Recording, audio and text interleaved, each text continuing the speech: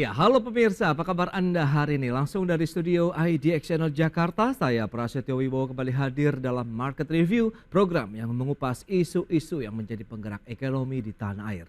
Live streaming kami bisa Anda saksikan juga di idxchannel.com dan langsung saja kita mulai Market Review selengkapnya.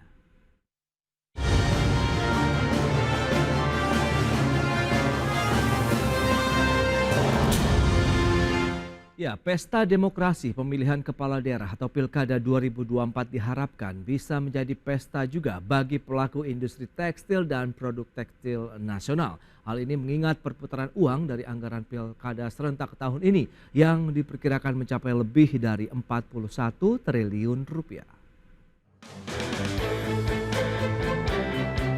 Penyelenggaraan Pesta Demokrasi Pemilihan Kepala Daerah atau Pilkada Serentak tahun 2024 yang akan digelar bulan November mendatang diharapkan bisa membawa angin segar dan menjadi booster bagi dunia usaha di tanah air. Jumlah industri seperti industri tekstil dan produk tekstil, kertas, percetakan, tinta, alat peraga kampanye hingga makanan dan minuman bakal menikmati keuntungan dari momen Pilkada tahun ini. Adapun anggaran Pilkada Serentak 2024 diperkirakan mencapai lebih dari 41 triliun rupiah. Jumlah ini berdasarkan data Kementerian Dalam Negeri per 8 Juli 2024 berasal dari besaran anggaran yang telah disepakati masing-masing pemerintah daerah dalam naskah perjanjian hibah daerah atau MPHD Pilkada 2024.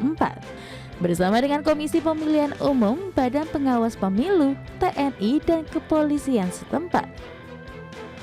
Sementara itu, Kementerian Perindustrian meminta jangan sampai ada relaksasi larangan dan pembatasan atau lartas produk impor terutama untuk produk-produk tekstil atau pakaian jadi dan kertas. Hal ini mengingat permintaan produk-produk tersebut diprediksi akan mengalami peningkatan saat pilkada berlangsung. Dari Jakarta, tim liputan IDX Channel. Ya, pemirsa, untuk membahas tema menarik kita hari ini, Pilkada 2024 Momen Merajut Asa Industri TPT Nasional, kita sudah tersambung melalui Zoom bersama dengan Bapak Retma Gita Wirawasta, Ketua Umum Asosiasi Produsen Serat dan Benang Filamen Indonesia. Selamat pagi Pak Retma. Pagi Mas. Pagi. Ya, salam sehat Pak. Sehat Pak. Baik, berikutnya ada Mas Andri Satrio Nugroho ini, Kepala Pusat Industri Perdagangan dan Investasi Indef. Selamat pagi, Mas Andi. Selamat pagi Mas Pras. Ya, salam sehat. Terima kasih atas waktunya nih. Langsung saja kita akan update terlebih dahulu seperti apa sih kondisi dari industri tekstil kemudian produk tekstil saat ini. Pak Retma, mungkin bisa disampaikan kepada pemirsa bagaimana Anda melihat sampai dengan pertengahan tahun 2024 kemudian nanti menjelang Pilkada, apakah gairahnya ini sudah mulai terasa? Silakan. Ya, kondisinya masih sama ya, sejak hampir 2 tahun terakhir lah. Jadi tren PHK-nya masih ada gitu ya, tren penutupan pabrik juga masih ada. Teman-teman di IKN juga lagi sangat-sangat slow gitu, jadi banyak yang kurang order gitu ya. Nah, tapi ke depan sih kita melihatnya masih akan terjadi PHK juga masih akan terjadi. Karena utilisasi sekarang posisi sudah di bawah 45% mungkin secara nasional ya TPT, udah 45%. Jadi di anggota kami ada yang jalan 60 ada, tapi ada yang di bawah 50 juga banyak, bahkan yang sudah stop sama sekali udah ada 3 perusahaan nih yang stop perusahaan. Artinya secara nasionalnya kapasitasnya sekitar 40% ya utilisasinya untuk di hulu ya. Kalau kita ngelihat di midstream juga hampir sama kondisinya sekitar 40-45%. Di downstream mungkin agak sedikit lebih tinggi ya, sekitar 50-55% utilisasinya. Baik, tapi Anda melihat lebih disebabkan apa begitu ya Pak Retma? Mengingat kan ada safeguard, ada juga pengenaan bea masuk begitu yang kemudian ini cukup ketat juga dilakukan oleh pemerintah begitu. Ya masih sama sebetulnya, karena sebetulnya yang menjadi masalah utamanya kan yang ilegal. Jadi safeguard ya menolong gitu ya, sedikit menolong. Import yang legalnya juga sedikit bisa direm, tapi yang ilegalnya ini yang justru yang tidak bisa direm gitu ya, karena yang ilegalnya ini kan Oke. sangat-sangat masif gitu ya. Jadi kondisinya masih sama seperti 2 tahun lalu. Baik, baik. Nah, Mas Andi, Anda melihat bagaimana dari kacamata Indef melihat industri secara umum begitu, selain juga industri TPT nasional saat ini begitu. Apakah memang masih dihantui dengan tekanan dari global, kemudian stagnasi yang terjadi, bahkan ada kekhawatiran deindustrialisasi begitu di industri manufaktur kita? Ya, Mas Pras, kalau berbicara mengenai deindustrialisasi, saya rasa itu sudah terjadi ya. Tetapi Hmm, eh, dewasa ini kita tahu bahwa PMI salah satu indikator manufaktur yang digunakan secara global. Untuk PMI Indonesia sendiri kan mengalami kontraksi dan ini menurut saya sudah menjadi alarm bahaya begitu ya oke. terhadap industri kita. Dan tidak hanya itu, bahwa implikasi terhadap perlambatan industri ini sudah sampai kepada PHK yang terjadi. Setiap bulan ini kita selalu mendengar ada kabar PHK. Khususnya kalau kita berbicara mengenai industri tekstil gitu ya, dan garmen, tentu PHK ini juga banyak disumbangkan oleh industri tersebut. Dan kita melihat bahwa sampai dengan sejauh ini masih masih belum ada nih urgensi yang dilakukan oleh pemerintah. Meskipun kemarin kita tahu sudah dibuatkan Satgas impor produk ilegal. Tapi menurut Iya. saya hal ini tidak cukup begitu ya, karena perlu dilakukan extraordinary effort untuk mendorong industri TPT ini. Karena kalau tidak dilakukan effort yang besar ya terhadap industri TPT ini, menurut saya kita tidak ingin melihat lagi ya banyak banyak sekali PHK yang terjadi, apalagi Hmm, saat ini di kondisi yang memang daya beli masyarakat sedang turun gitu. Jadi menurut saya jika hal ini terus dipertahankan, artinya tidak ada perubahan apapun, kemungkinan besar kondisi makroekonomi kita pasti akan terdampak begitu. Dan yang paling jelas adalah dari sisi konsumsi, kan kita ingin dorong justru dengan adanya perlambatan industri, banyaknya PHK dan pekerja yang dirumahkan, ini justru menurunkan gitu ya konsumsi kita ke depan. Jadi saya rasa kalau kembali lagi, kalau misalnya kita tidak ada langkah yang cukup serius ya, artinya perlu ada beberapa step yang harus dilakukan, bagaimana kita bisa mendorong ekosistem dari industri tekstil, bagaimana kita bisa mendorong insentif yang juga lebih banyak begitu ya terhadap industri tekstil. Saya rasa sampai dengan hari ini tidak mengangkat juga gitu. Kalau kemarin kita bicara terkait dengan oke. pilpres, pilpres saja menurut saya tidak ada kan, dari Kemenperin juga mengatakan hal yang sama, bahwa pilpres tidak bisa mengangkat industri TPT. Nah ini yang kita takutkan sebetulnya, hanya Oke. pilkada. Justru apakah memang bisa mengangkat industri TPT di saat yang bersamaan, kan relaksasi terhadap impor juga Hmm, sedang dilakukan begitu oke, ya. oke. Kita juga masih melihat juga kinerja dari Satgas impor produk ilegal ini gitu, Mas. Oke, itu dia. Berarti memang tantangannya masih sama ya, Mas Andri, tidak jauh berbeda begitu pada saat mungkin nanti pilkada dibandingkan dengan pilpres lalu begitu. Baik, kita akan lihat seperti apa strategi yang dilakukan oleh pelaku usaha dari industri TPT dan kita akan bahas nanti di segmen berikutnya. Pemirsa, tetaplah bersama kami.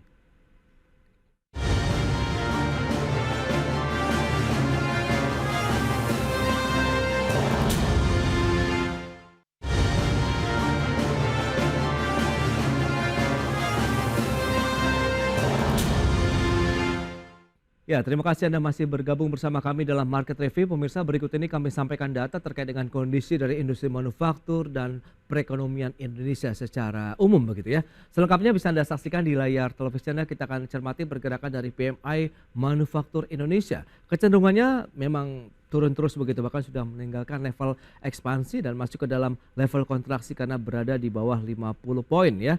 Pergerakan dari mulai bulan Maret 54,2 poin turun lagi ke bulan April, Mei, Juni, Juli, Agustus tercatat 48,9 poin untuk PMI Manufaktur Indonesia di tahun 2024. Berikutnya kontribusi sektor manufaktur terhadap PDB, kita lihat trennya seperti apa.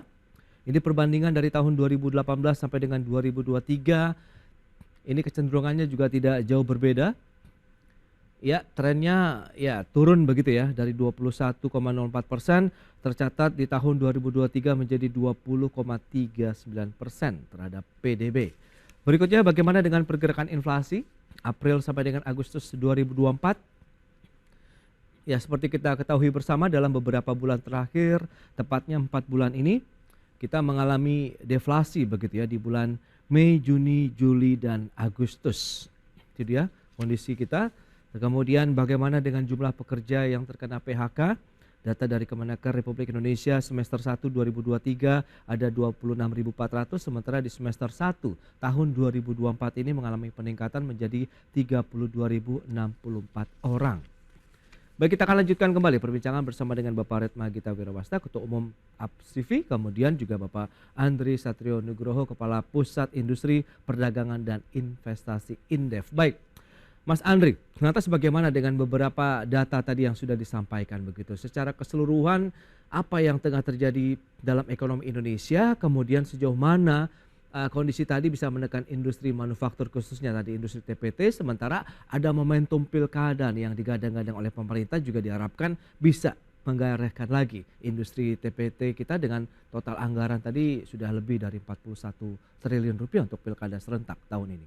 Silakan. Ya, kalau dari data tadi ya kita tahu bahwa dari segi permintaan terlebih dahulu ya. Dari segi permintaan daya beli masyarakat itu sedang turun. Salah satu faktor yang menyebabkan itu adalah yang tentu saja ya kebijakan-kebijakan pemerintah yang turut serta begitu ya memberikan tekanan terhadap daya beli masyarakat. Jadi kita tahu bahwa deflasi terjadi berturut-turut dan ini menurut saya hal yang kurang wajar kalau dikatakan bahwa pemerintah bisa menjaga nilai dari barang dan jasa. Ini lebih kepada perlambatan dari perekonomian kita. Jadi daya beli dan juga perlambatan perekonomian secara umum itu bisa digambarkan dari deflasi tersebut. Dengan penurunan permintaan domestik ya, dan kita tahu juga bahwa semakin sulit untuk melakukan ekspor, permintaan global juga tidak banyak begitu ya untuk TPT ini dari Indonesia khususnya. Ini juga memberikan tekanan terhadap sisi supply-nya yaitu dari industri tekstilnya sendiri. Nah, industri tekstilnya sendiri menurut saya sebetulnya keinginan yang mungkin saya bisa tangkap dari rekan-rekan asosiasi adalah dan para pelaku usaha adalah bagaimana kita bisa memprotek pasar kita gitu.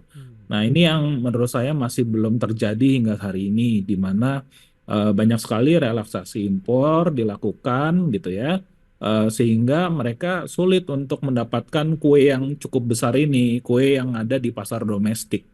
Ini menurut saya kalau kita biarkan begitu saja, ini pasti yang akan mendapatkan adalah para pelaku industri di luar Indonesia. Dan ini sudah cukup terjadi. Kalau kita berbicara mengenai Pilpres kemarin, kita tahu lah sekarang untuk kampanye sendiri memang sudah menggunakan media elektronik, oke. Tetapi kita melihat bahwa masih ada sebetulnya untuk terkait dengan kaos-kaos untuk kampanye partai gitu ya. Tapi perlu diingat juga bahwa banyak juga yang terjadi di lapangan bahwa kaos polos itu juga diimpor dari luar gitu. Sehingga kita hanya kebagian untuk mencetak logo partainya saja gitu ya. Ini menurut saya yang terjadi di lapangan. Banyak impor yang juga pada akhirnya lebih murah gitu ya untuk mengimpor kaos polos dari Bangladesh, dari China, daripada menggunakan kaos polos di dalam negeri. Dan itu juga tidak bisa dibedakan gitu ya. Awam ya, mereka yang awam yang hanya perusahaan yang mencetak logonya saja itu kan mereka cuma mencari harga yang paling murah. Nah, mereka tidak tahu itu produknya dari Bangladesh kah, apa Oke. dari Nah, Malaysia atau dari China gitu. baik, Jadi baik, ini baik. terjadi gitu, Mas. Ini menarik Mas Andri. Langsung saja kita konfirmasi nih. Pak Retma, ini benar tidak tadi statement yang sudah disampaikan Mas Andri Satrio dari Indef begitu terkait dengan bagaimana momentum pilkada ini diharapkan bisa mendongkrak, tapi ternyata kenyataannya juga yang disampaikan ini slow-slow saja, biasa-biasa saja begitu. Lantas bagaimana dengan potensi tadi? Apakah produk-produk impor ini juga masih mengganggu industri TPT kita begitu? Ya, ini memang pilkada ini sebetulnya kan, dilihat dari sisi konsumsi ya, itu Hmm. kan berbeda dengan pilkada-pilkada sebelumnya. Kalau Iya, kita iya. pada pilpres sama pileg kemarin gitu ya, terjadi penurunan karena memang lebih banyak ke elektronik gitu ya, Pak, belanjanya mereka sepertinya. Nah, tapi memang tetap masih ada yang menggunakan kaos atau atribut Baik. bendera gitu ya. Tapi ya itu, jadi kebanyakan sudah barang-barang impornya sudah masuk. Kalau kalau kita cermin kemarin di apa pilpres sama pileg itu ya kaos-kaos yang sudah berwarna ya, yang sudah kaos-kaos oblong polos ya itu sudah masuk. Nah, kalau kita melihat sekarang juga kemungkinan hampir sama kondisinya. Kalau jadi dari turunnya belanja mereka terhadap tekstil Iya. dari pilkada ini, kemungkinan kita hanya dapat 10%. Sudah turun kita hanya dapat 10%-nya gitu, karena yang Hmm. 90% sudah barang-barang import yang masuk, jadi ya nggak terlalu signifikan gitu. Oke. Lantas apa yang membuat kita tidak bisa menyaingi produk-produk impor tadi? Lebih kepada harga mereka lebih murah kah? Atau kita memang masih belum bisa membentuk satu harga yang lebih kompetitif begitu, Pak Retma?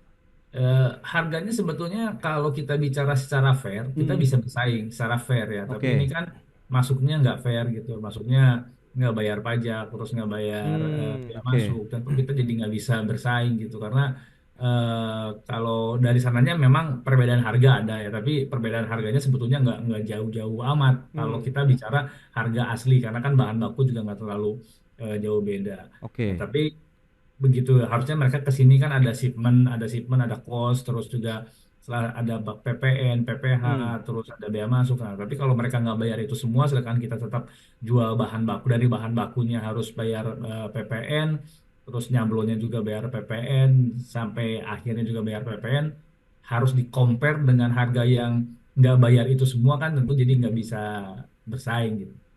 Oke, lantas strategi apa dong kalau yang memang benar-benar nanti disiapkan ini 2 bulan lagi kan kita tahu menjelang pilkada serentak begitu, seharusnya momentum ini bisa ditingkatkan lagi begitu ya, kinerja, kemudian angka penjualan dan produksi. Kita akan bahas nanti di segmen berikutnya Pak Retma dan juga Mas Andri. Kita akan jeda dulu sebentar dan pemirsa kami akan segera kembali usai pariwara berikut ini.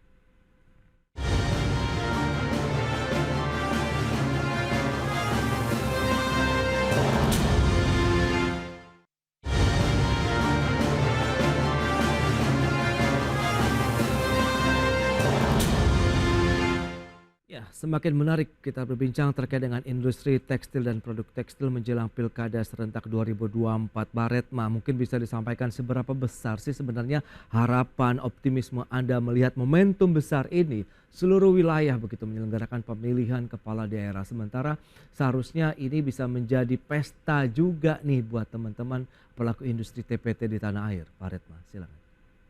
Ya sebetulnya ini kan sebisa mungkin kita dapatkan order gitu ya. Hmm, Sebisa mungkin dapat order, karena ya 10% juga lumayan, karena seperti yang tadi disampaikan Pak Andri, hmm, memang yang sekarang sedikit bergairah itu yang maklun ya. Maklun ini bisa ada dua, maklunnya maklun jahit tapi juga bahan bakunya sudah di drop, artinya kain-kainnya juga banyak kan kain-kain impor, tapi itu sangat-sangat sedikit.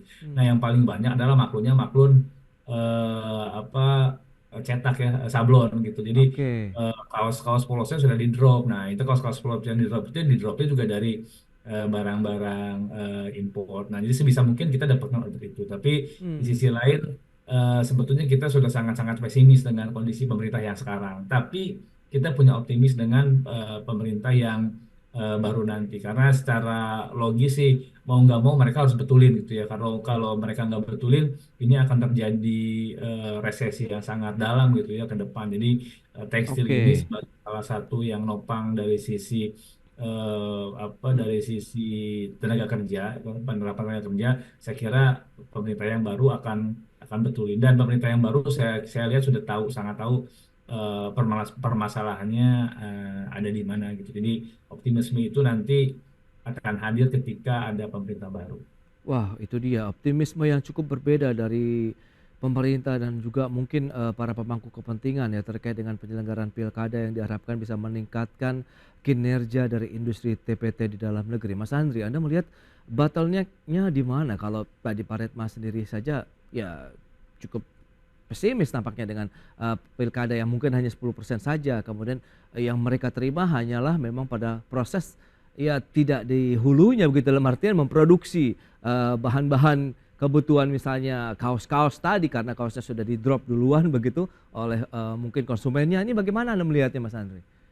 Ya, tentu yang sangat disayangkan sekali gitu ya dengan pemerintahan sekarang bahwa melihat industri ini ya sebatas bahwa ini adalah industri sunset industry gitu. Wow. Dan semata-mata mengecap sunset industry tapi tanpa ada kebijakan yang bagaimana supaya tidak sunset begitu ya. Karena kita dulu pernah berjaya dan kita lihat bahwa ini adalah industri padat karya. Oke.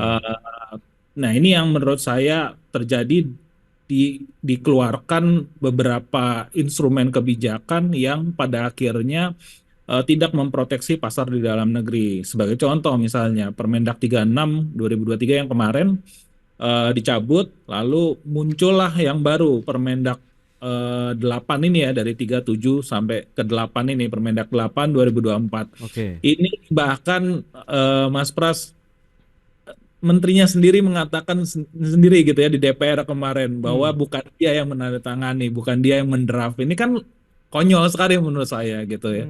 Bahwa Kementerian Perdagangan, Menteri Perdagangan tidak mengeluarkan Permendak terkait dengan hal tersebut dan tidak mau juga mencabut terkait dengan Permendak tersebut. Padahal sudah jelas bahwa Permendak ini dia merelaksasi produk-produk impor. Nah, harusnya kan kita harus melihat kan, harus membatasi berapa sih supply di dalam negeri. Tidak perlu impor terlalu banyak kalau supply-nya juga cukup banyak kalau kita bisa memproduksi gitu. Jadi pembatasan impor secara selektif begitu ya, ini diperlukan lagi. Jadi kuncinya adalah bagaimana kita bisa mencabut Permendak 8 ini, kita kembalikan ke Permendak 36. Betul tadi dikatakan oleh Pak Redma bahwa sudah akhirnya tidak ada optimisme terhadap pemerintahan sekarang karena ya kembali lagi Kementerian Perdagangan sendiri dia ikut udah cuci tangan begitu saja begitu, karena bukan saya yang melakukan gitu, bukan saya yang menekan, bukan saya yang mendrafting gitu, tapi ada pihak-pihak lain. Ini kan menurut saya kebijakan yang ya pada akhirnya pelaku usaha harus berharap ke siapa gitu ya, kalau misalnya menteri yang pemangkunya sendiri tidak mengeluarkan kebijakan terkait terhadap proteksi pasar di dalam negeri gitu Mas Pras. Jadi ya tentunya kita harapkan lah pemerintahan yang selanjutnya cukup serius ya, cukup melihat bahwa tiap kementerian itu juga punya kedaulatannya masing-masing, tapi juga bisa berkolaborasi dengan kementerian yang lain, tapi bukan disetir begitu saja begitu ya, demi melanggengkan produk impor masuk ke Indonesia begitu Mas Pras. Oke. Nah, Pak Redma, sebagai pelaku usaha kita memang apalagi di industri TPT begitu yang sudah cukup struggle begitu, sudah cukup merasakan getirnya begitu kondisi saat ini. Lantas seberapa besar sih optimisme yang tengah dibangun juga, paling tidak kita merajut asa lagi begitu untuk industri tekstil kita ke depan? Ya, optimisme itu pasti tetap ada ya, meskipun kondisi dunianya sedang kurang baik ya. Artinya dari sisi demand itu kan juga belum pulih gitu ya di Amerika, di Uni Eropa. Tapi kita punya pasar domestik yang sangat besar. Nah, pasar domestik ini sangat-sangat cukup untuk kita bisa kembali lagi beroperasi secara normal sebetulnya, karena ekspor itu kan hanya sekitar 25-30% dari output kita. Ada 70% itu biasanya kita yang penuhi. Nah, ini kan hanya perlu kebijakan dan perlu keseriusan pemerintah bagaimana pasar domestik ini bisa dijaga gitu ya. Nah, kalau sekarang sih dengan kondisi sekarang tadi kita sebut masih pesimis, tapi dengan pemerintah baru saya kira pemerintah baru juga sudah melihat peluang-peluang itu gitu ya. Ditambah lagi perusahaan-perusahaan yang bertahan sekarang, cara bertahannya itu ngurangin produksi, merumahkan sementara gitu ya, supaya kita nggak tambah rugi lagi,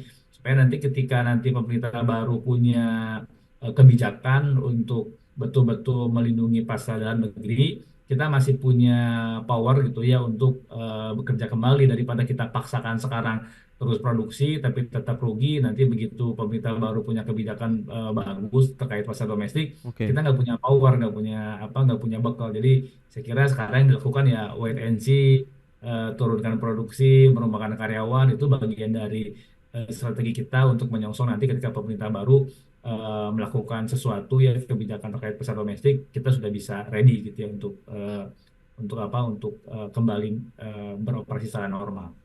Baik, itu dia ya, harapan masih tetap ada gitu, secerca harapan begitu kaitan dengan nanti adanya pergantian justru di pemerintahan berikutnya dengan kebijakan-kebijakan baru yang lebih segar lagi, kemudian keberpihakan terhadap pasar di dalam negeri untuk industri TPT nasional. Pak Retma, terima kasih banyak atas waktu sharing yang sudah Anda sampaikan. Mas Andri, terima kasih juga atas insight analisis yang sudah Anda berikan juga kepada pemirsa pada hari ini. Selamat melanjutkan aktivitas Anda kembali. Salam sehat, Pak Retma, Mas Andri, terima kasih. Terima kasih ya Mas. Ya. Terima kasih. Baik pemirsa, jangan beranjak dari tempat Anda karena sesaat lagi kami masih akan kembali dengan tema menarik lainnya terkait dengan menakar potensi perpanjangan insentif PPH untuk UMKM.